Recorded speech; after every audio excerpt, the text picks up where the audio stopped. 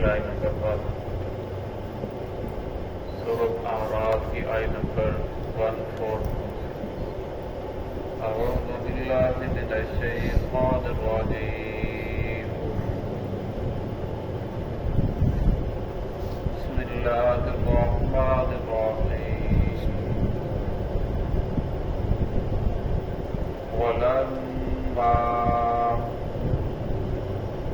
جاء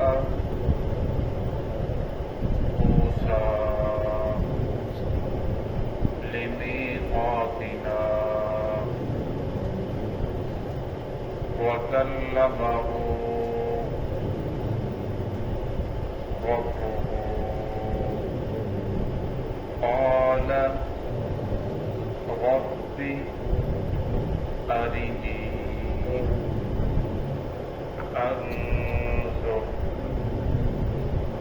إليك قال لن تراني ولكن انظر إلى الجبل فإن استقر مكانه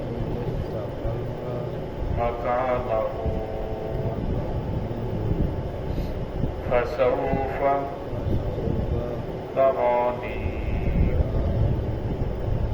فلما تجلى ربه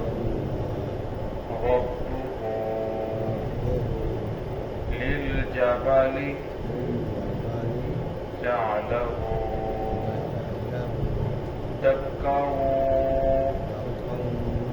وخر موسى صعقا فلما أفاق قال سبحانك تبت إليك وأنا أول المؤمنين.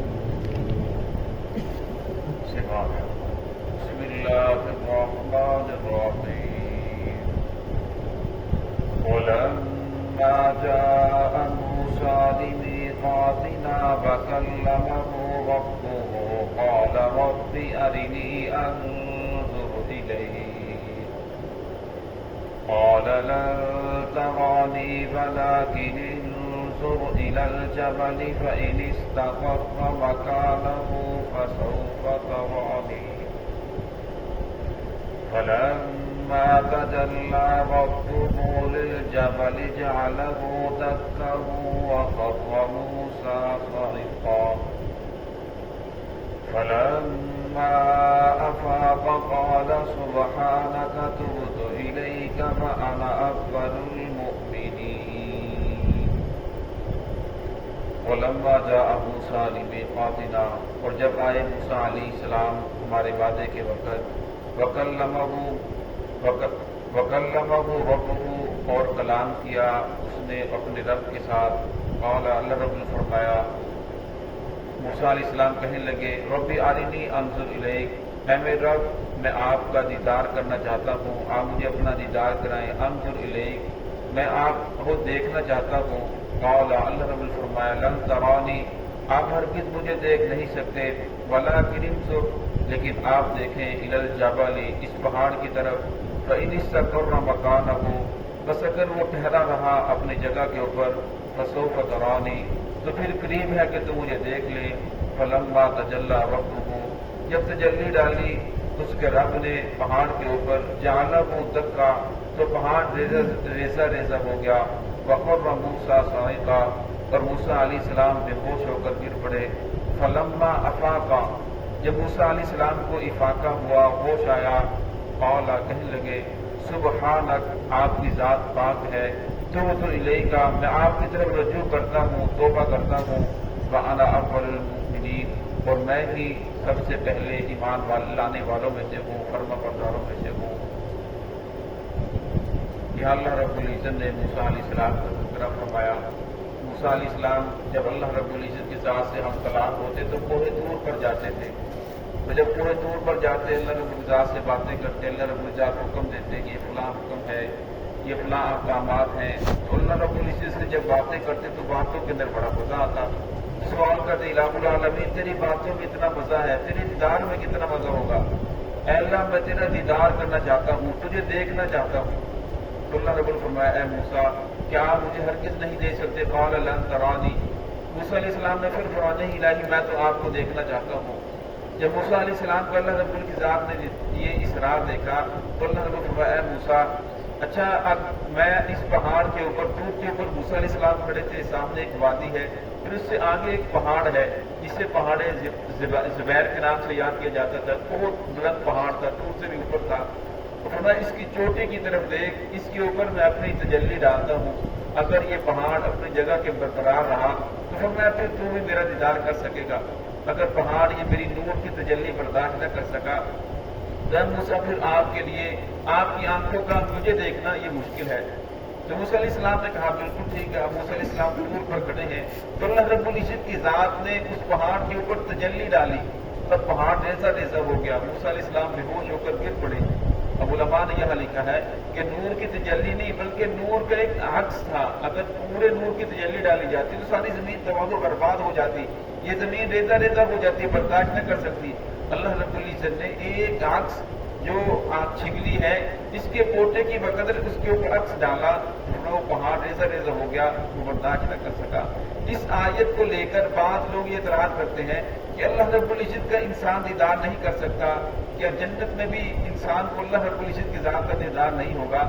اللہ کے اللہ رب العزت نے قرآن پاک 29 سورۃ قیامہ کے اندر یہ ارشاد فرماتے ہیں کہ وجوہ یومئذ ناظرہ، جنت میں جب قیامت کا دن ہوگا جنت میں کچھ لوگ ایسے ہوں گے جن کے چہرے تر و تازہ ہوں گے، الی ربہا ناظرہ، وہ اپنے رب کی طرف دیکھ رہے ہوں گے۔ حدیث متواترہ سے اجماع امت سے یہ بات ثابت ہے کہ قیامت والے دن جنت میں اللہ رب العزت کا بندوں کو دیدار نصیب ہوگا۔ اب صحابہ کرام نے پوچھا یا رسول اللہ ہم اللہ کا دیدار کریں گے؟ تو آپ نے فرمایا کہ 14ویں رات کا چاند ہو، دھند نہ ہو، بادل نہ ہو، کوئی چیز موجود نہ ہو، وہ تمہیں نظر آتا ہے؟ فرمایا یا رسول اللہ بالکل نظر آتا ہے۔ فرمایا اسی طرح دوپہر کا وقت ہو، سورج اپنی جوبت پہ ہو، دھند نہ ہو، بادل نہ ہو، کوئی رکاوٹ نہ ہو، وہ تمہیں نظر آتا ہے؟ فرمایا یا رسول اللہ وہ تمہیں نظر آتا ہے۔ فرمایا اسی طرح تم اپنے رب کا دیدار کرو گے۔ پھر فرمایا کچھ لوگ وہ ہوں گے ہر آدمی کو اپنے اپنے عمل کی وقت اللہ کا دیدار ہوگا، مطلب کچھ لوگ وہ ہوں گے جو اللہ کا دیدار کریں گے صرف ایک مرتبہ، کچھ لوگ وہ ہوں گے جنہیں دن میں 3 مرتبہ دیدار ہوگا، کچھ لوگ وہ ہوں گے جن کو ہفتے کے بعد دیدار ہوگا، کچھ لوگ وہ ہوں گے جنہیں مہینے کے بعد دیدار ہوگا۔ فرمایا جس انسان کے جتنے اعمال ہوں گے اسی کی بقدر اسے اللہ رب العزت کا دیدار ہوگا۔ تو فرمایا یہ کہنا کہ اس آیت سے کہ اللہ رب کی ذات کا دیدار نہیں ہو سکتا، فرمایا اس سے مراد دنیا کے ہے، دنیا کے اندر انسان اللہ کی ذات کو نہیں دے سکتا، لا تدرک الابصار، کہ دنیا کی جو آنکھیں ہیں یہ اللہ کا دیدار نہیں کر سکتی۔ اور فرمایا آخرت کا معاملہ تو الگ ہے، فرمایا دنیا کی باتوں کو آخرت کی باتوں کے اوپر قیاس نہیں کیا جا سکتا۔ اب حدیث پاک میں آتا ہے کہ جنت میں ایک درخت ہے جس کا نام طوبہ ہے، جب بندہ ایک مرتبہ سبحان اللہ کہتا ہے تو اتنا بڑا درخت لگتا ہے طوبہ کہ 100 سال تک گھوڑا اس کے سائے میں دوڑتا رہے وہ سایہ ختم نہیں ہوتا۔ ہم یہ بات اگر کدھر آتی ہے؟ نہیں آتی۔ فرمایا وہاں نہر کی دودھ کی نہر ہوگی، شہد کی نہر ہوگی، اس طرح مختلف نہریں ہوں گی۔ اب دودھ کو اگر رات کو رکھا جائے وہ صبح تک خراب ہو جاتا ہے، اس طرح پڑا رہے، وہاں نہر چلے گی وہ کبھی خراب نہیں ہوگا۔ تو فرمایا آخرت کی باتوں کو دنیا کی باتوں کے اوپر قیاس نہیں کیا جا سکتا۔ حدیث پاک میں آتا ہے کہ جہنم کے اندر ایک درخت ہے، ہنزل کا درخت ہے، جو جہنم کی خوراک ہوگی، جھاڑیاں ہوں گی، اب وہاں آگ بھی ہوگی، آگ کے اندر درخت کیسے ہوگا؟ تو فرمایا جس طرح انسان کو ماں کے پیٹ میں رہتے ہوئے اسے کہا جائے دنیا میں جائے گا، بڑے بڑے پہاڑ ہوں گے، درخت ہوں گے، بڑی دنیا ہوگی، وہ سمجھتا ہے کہ میری تو سب سے بڑی دنیا یہی ہے۔ اور فرمایا اسی طرح جب وہاں رہتے ہوئے دنیا سمجھ نہیں آ سکتی، اس طرح دنیا کے اندر رہتے ہوئے انسان کو آخرت سمجھ نہیں آ سکتی۔ تو لہٰذا جو محمد الرسول اللہ صلی اللہ علیہ وسلم دین لے کر آئے اس کے اوپر اعتماد کرتے ہیں، ان باتوں کے اوپر ایمان لے کر آ جائے تو فرمایا پھر کل قیامت میں خدا کی عدالت میں شرمندگی نہیں ہوگی۔ تو یہاں اللہ نے شاہ فرمایا فلما تجلی ربہ، کہ جب اللہ رب العزت نے تجلی ڈالی اس پہاڑ کے اوپر جعلہ دکا تو پہاڑ ریزہ ریزہ ہو گیا، فخر موسیٰ صاعقہ، موسیٰ علیہ السلام بھی بے ہوش ہو کر گر پڑے۔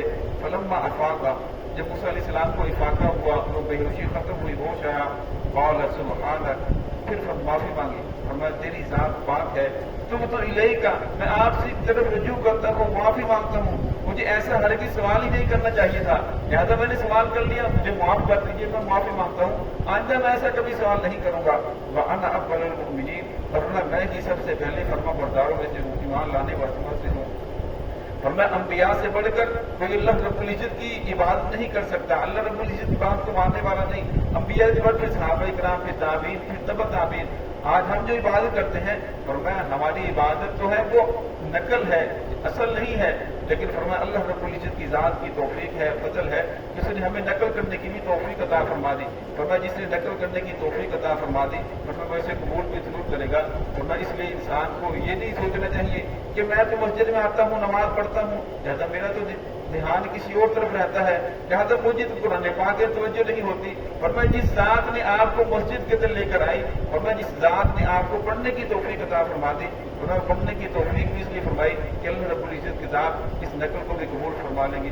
دعا ہے کہ اللہ رب العزت ہمیں عمل کی توفیق عطا فرمائے.